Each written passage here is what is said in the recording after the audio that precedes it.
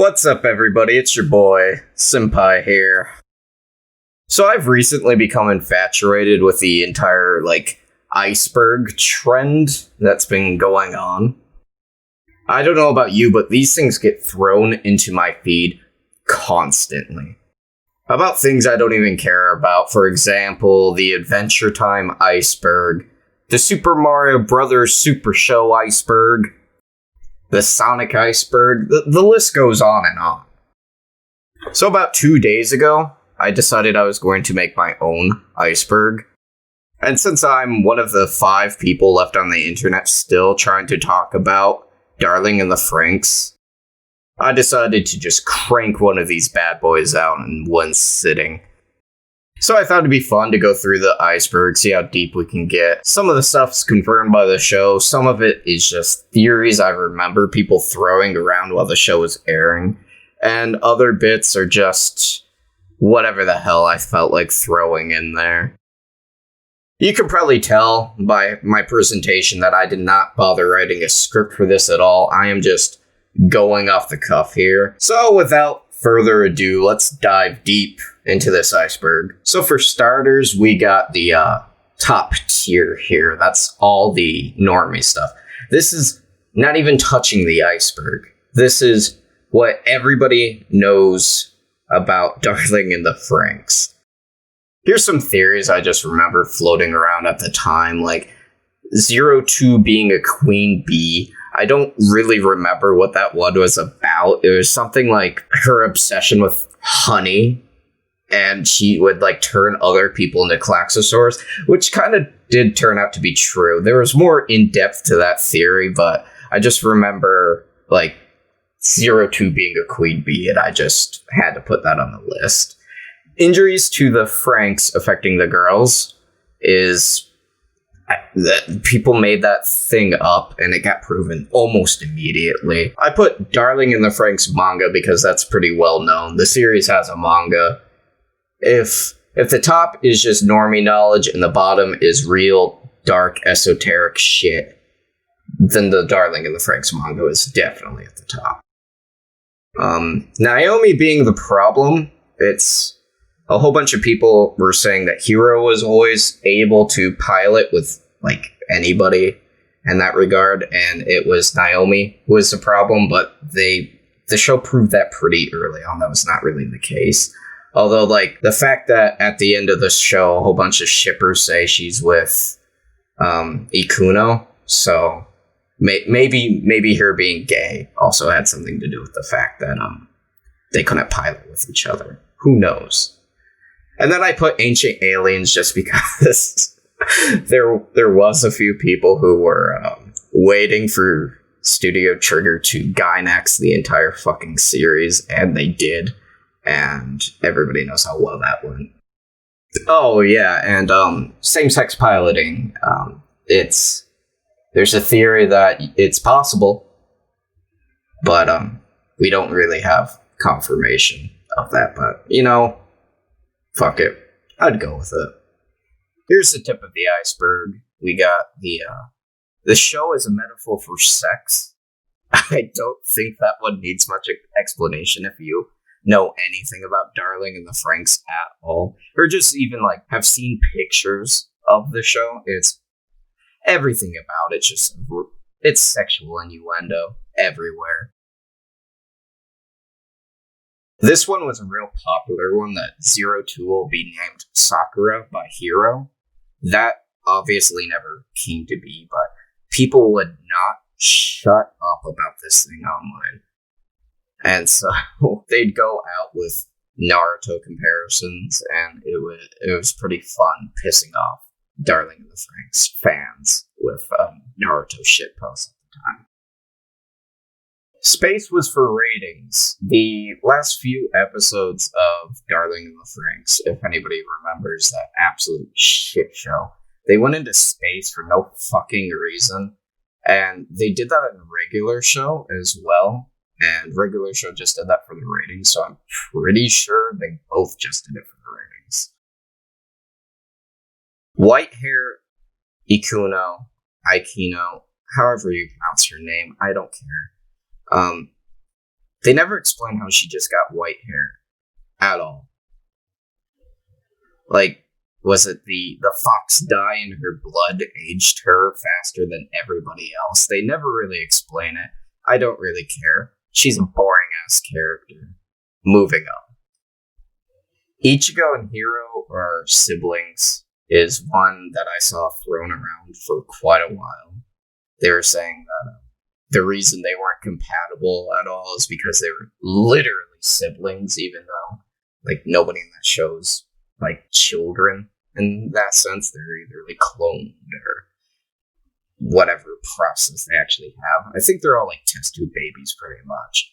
But people are saying that Ichigo and Hiro were siblings, and we all know Japan.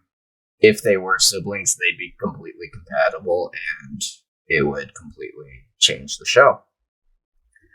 And then I just put 02 merch because I have a weird conspiracy theory about this show in particular, and I find it strange that it's been about 3 years at this point since the show aired. It's almost the 3rd year anniversary of the show. And they're still selling 02 merchandise, but nothing else for anybody else. And I don't know if anybody's actually buying it, but it's just her character design is super popular. And nobody gives a shit about the show. Okay, moving down deeper into the depths, we have some shit nobody even cares about. First, we have Naomi's arm. At the end of the show, she is shown without an arm. And a whole bunch of people, you'd be forgiven to assume that she lost it during the first episode when she got attacked. But when she's shown in, like, the cryo sleep or whatever they put everybody into, she has both her arms. So what the fuck happened? We'll never know. Nobody gives a shit.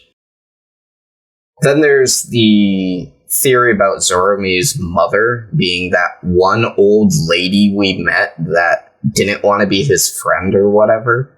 Oh shit. There's like episode 12 or something where we meet, I think her name's just Old Lady. And a whole bunch of people said, that's Zoromi's mother, and she's going to be important to the plot. She doesn't even have a name. The Lamarck Club was an interesting one because that's another name for the group of people with an ape. And if I remember correctly, people were theorizing that ape had something to do with evolution or like trying to stymie the evolution of humanity because Lamarck, he was a biologist or maybe just some eugenicist. I don't really know what you could consider him. He came up with a theory before Darwin did, where it was, I don't really remember the exact details of it, where it's like if an animal doesn't use a certain trait, it will lose it. Like if a mouse has its tail cut off, it will have children without tails because the mouse doesn't need it. I'm probably butchering that, but that was like the theory. It was, well, we're gonna control these humans somehow by making them stop having sex. And it makes about as much sense as their actual, like, plot. Like, their actual fucking evil plot. So, whatever. That was a big one at the time that people were debating. It's what happens when your show has nothing but empty symbolism in it. Only the manga is canon. This is one where I've seen a few people, they prefer that the manga has a happy ending and that the manga has, like, the manga was written a year after the show ended, so hindsight's 2020, they can clean up all that shit. So a whole bunch of people I've seen are claiming that only the manga is canon, even though like nobody fucking read the manga. It's got pretty decent art in it, so I can't say nobody read the manga. And that also feeds into 02 and Hero live in the manga. They do not die. There's none of that shitty reincarnation shit. And then I put all hentai as canon because, well, let's be honest. The show is just trying to get people to fuck. So why is hentai not canon to the series? Here's where things are going to start to get a little bit more outlandish. I remember some of these theories actually popping up at the time. One is Hero's clones. There was a theory that there's either like a whole bunch of Hero, kind of like inside The Force Unleashed 2, where there's just a whole bunch of Star Killer, and they're just like banking on them. Like they're like, oh, we'll just crank out another Hero in case 02 kills him or something. And there's also like another theory that Papa was Hero, and he's just Hero aged up. And there was some crazy shit going on at the beginning of the series. Originally, had basic mechs changed to sell merch. This one's actually, I'm pretty sure I'd consider this one canon. If you look at the concept art for all the mechs, they had pretty, like, badass looking designs. They looked pretty neat. I'll show you a picture. But you can tell that they changed all the mech designs, like, somewhere during concept, where they sat down and like, yeah, but if we make it a sexy anime robot, people will buy it. And so I'm pretty sure that all of Darling in the Franxx was just made to sell and push merch, which you can do, but it wants to be this like deep, complex story, and it can't do that with that as the basis, the backbone of it. Futoshi wanted to be cucked. It's pretty obvious. He got off to it, and I've seen plenty of extracurricular supplementary material that confirms this theory. Moving on. Verm is just the Reapers. They essentially are the Reapers. Except the Reapers are better explained. The Reapers from Mass Effect, by the way. They just exist to kill, like, humanity. Like, do we even know what they wanted, really? Like, I recently rewatched the show, and I can't, for the life of me, say what the fuck for Verm wanted.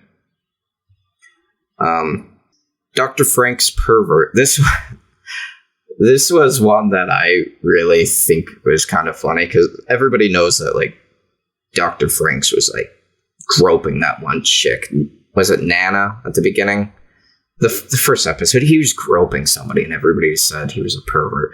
So they extrapolated that into the actual, like, robots, the Franxx themselves, and they said that the piloting mechanism for the Franxx, which is just mounting a fucking girl while she sits down doggy, is the best way to describe it, is it could be like they could both be standing up, like, side by side, kind of like how they do it in Pacific Rim. Like how they do it in Pacific Rim. But that Franxx is just a fucking pervert. And so he just designed it like that for no particular reason. I kind of like that theory. Klaxosaurs or human was one that I saw floating around for quite a while, even though it's, proven to be not the case at all. There was that episode, I want to say it was like 3, 4, something like that, when they discover a human inside one of the Klaxosaurs, and people went off. They're like, it's just mutated humans. There's tons of crazy theories about it, all of which turned out to not be true. Moving on to some even dumber stuff. We have hero is in a coma. Anytime that you have a piece of fiction, any piece of media, I don't care what it is, somebody is going to hypothesize that the entire thing is fake and that the main character was in a coma the entire time. Darling in the Franxx Gods Rising. So, I've noticed with a whole bunch of these tier parody lists or whatever, that they tend to throw like fan fiction in and assume that it's like canon to some extent. And I went on to fanfiction.net and I kind of closed my eyes, scrolled down a little bit, and I clicked on Darling in the Franxx Gods Rising. And I'm not trying to be mean to anybody in who wrote that or whoever wrote that, but it is some of the just most interesting writing decisions I've seen. And it's not terrible per se. It's almost as tropey and poorly thought out as the source material, and I think I'll leave it at that.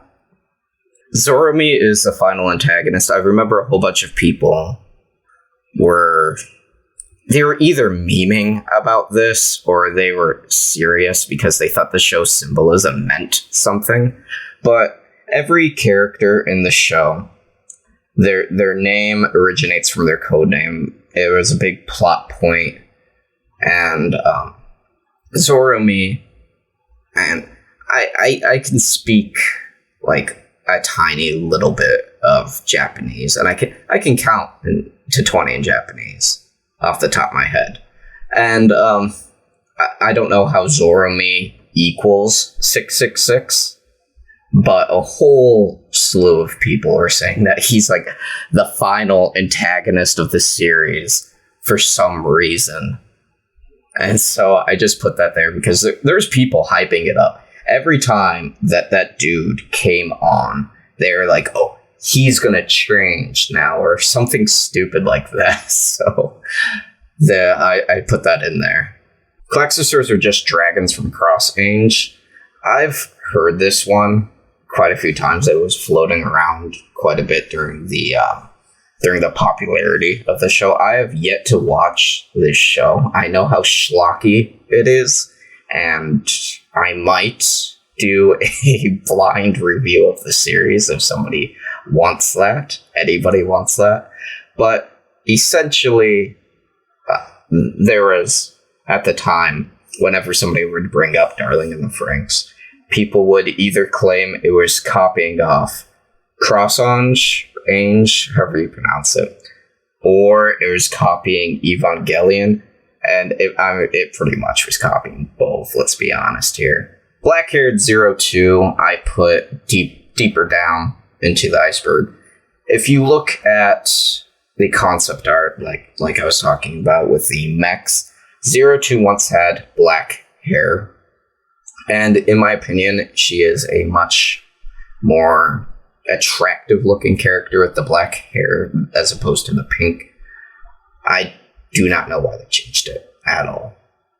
But yeah, pretty much that's it. That's some real deep lore right there. Dr. Franxx X01 or 001, the Klaxosaur Queen, Princess, whatever you want to call her. Yeah, I ship them. I'm surprised nobody's written any fan fiction. If somebody has written Dr. Franxx and the Klaxosaur Queen fan fiction, and or knows of any supplemental material I could view, please send it my way. I'm genuinely curious. Alright, we're getting to the point where I did not know what to put for any of these, so I just kind of started shit posting. Papa is Hero's father is actually one we saw quite a bit of near the beginning. There was a few different camps thinking about Papa. There was people thinking that he was not a real person, he was just a computer program. There was people thinking that he was actually Hero's father, like some fucking Evangelion plot twist or some shit. But Yeah, it turned out nothing. He's just an alien. Darling in the Franxx season 2, that's never gonna happen. Tarsier is gay. He's a character. He's part of Ape. He's maybe seen like 3-4 times. I, honest to God, can't think of anything that he says and or does. But if you go onto the wiki, it says he has a unique... What is it? A unique relationship with the other members of Ape. So I extrapolated that he is gay from that, and that is now canon. Trigger couldn't license Eva. I kind of feel like this is a meme that I put on, but I think Studio Trigger just wanted to make their own Evangelion, and they shit the bed even harder than Evangelion did. So I just put they couldn't get the license. Going down deeper into the iceberg. We're not even in the iceberg anymore. We're in the depths of the ocean. I have the Darling in the Franxx Christmas special. Moving on, I have 02 is real. We've seen plenty of photographic evidence that 02 is in fact a real living being. So I don't even know how to even discuss that one. Symbolism was to increase fertility rates. There was a meme at the time, generally coming from people who didn't watch the show, and maybe from people who did, where they would talk about how Studio Trigger was meeting with then Prime Minister of Japan, Shinzo Abe, about how to increase the declining birth rates in Japan, because everybody who pays attention to Japan knows it's got struggling fertility rates. Nobody's fucking over there. Everybody's just watching anime and not fucking. It's part of the CIA's master plan. So people were joking, saying that all of the weird sex symbolism was only used as a means to promote fertility within Japan. And I could buy it. It makes sense to me. Oh yeah, season 2 is coming out. They're gonna announce it any day now. The chances of season 2 happening is not very likely now that Shinzo Abe is not around to enact his master counter plan against the CIA's brainwashing propaganda. At Sushi Nichigori just wanted cosplayers. I saw this thing. I don't know if it was a review or interview with him from 2015, where he stated he really wanted to see people cosplaying as something from a series he worked on.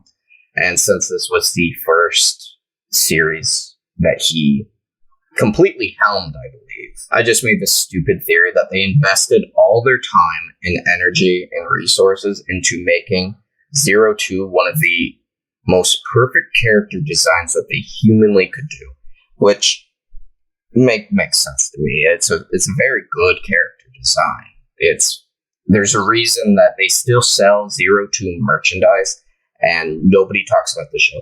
There's groups of people who know 02 but do not know Darling in the Franxx at all. And so he just made the perfect waifu looking character, essentially, just for cosplay bait, which nobody's complaining about. Kardashian connections I put way down at the bottom. The show got, I think it was Kim Kardashian, one of the Kardashians, they tweeted that they loved Darling in the Franxx or something like that, and it brought a whole shit ton of normies on board. I don't know if anybody ever actually ended up watching it because of her tweet, but there's some shady connections going on there. Zorami is transgender. This is an actual theory that was floating around, I believe, until maybe whichever episode that they were changing, and maybe it was the third episode. Either that or it's the beach episode when people threw the stair anyway. People, like, and it's not even the Japanese audience. You know exactly what I'm talking about when I say there's a group of people who they sat down and they said, well, Zorame's transgender. One of these people is gay. And I mean, they got half of it right. So whatever. You can't have the final antagonist of your show be transgender. Everybody knows that. Same universe as Evangelion.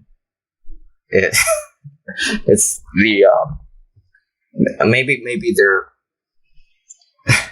different timelines or something like that. There was a few people claiming that this was unofficially part of the Evangelion universe. It makes as much sense as throwing it in with Evangelion. I do not like Evangelion at all. I've watched it multiple times. The series I've watched twice, the original anime.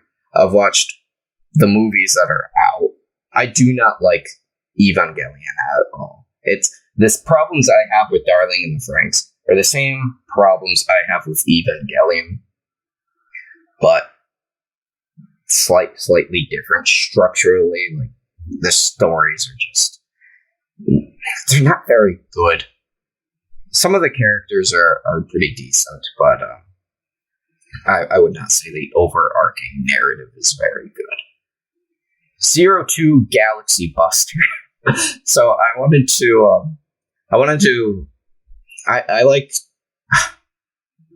like people who power scale the different characters, but I couldn't find Darling in the Franxx. I couldn't find any of the characters being power scaled. I could fucking find Shinji. Just Shinji being power scaled. Not even in his Eva, just him himself being power scaled. But I couldn't find anybody like that, so I just decided to announce that 02 is a Galaxy Buster. And by the end of the series, I mean, I'm technically not wrong, so there's that. Well, I hope you guys enjoyed my terrible iceberg that I made. It took me about 30 minutes to come up with all this stuff, so I mean, it's not really well thought out or well polished, and this video probably took me even less time than that. I normally like to script out everything, but this is just such a shitty idea. I just thought of throwing it together real quick for you. I'm probably going to do a lot more content with Darling in the Franxx for no apparent reason at all. I really want to dive deep into the show and just examine every facet of this show because nobody cares anymore. Nobody cares about this show.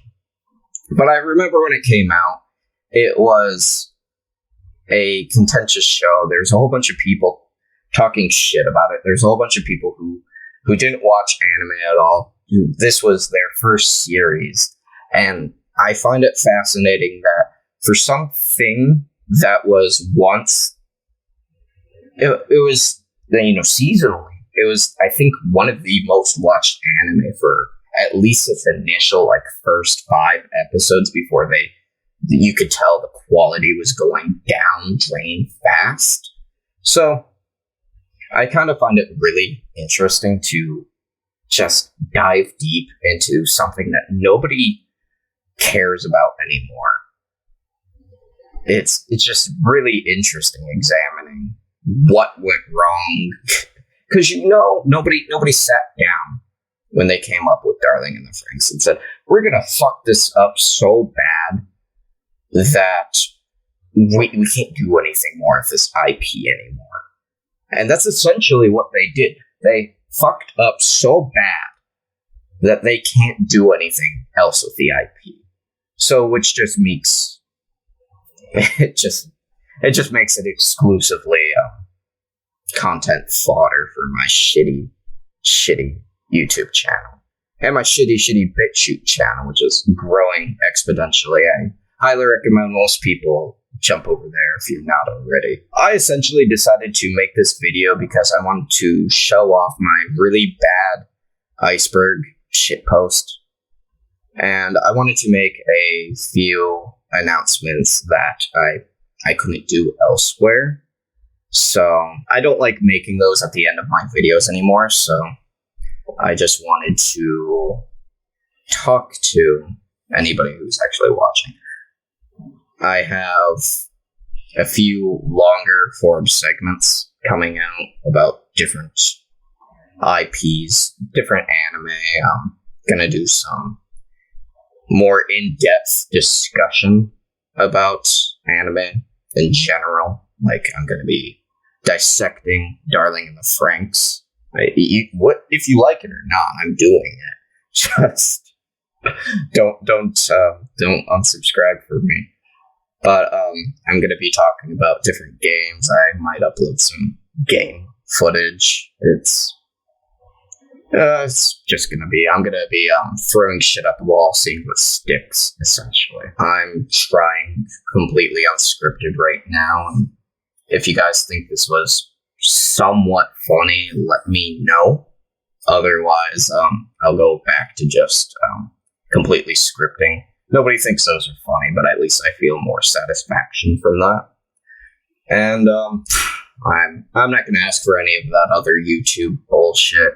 If you like the video, just comment or something. Tell me what you want to see. I'm more than willing to hear anybody out at this point. Peace. Cue outro music.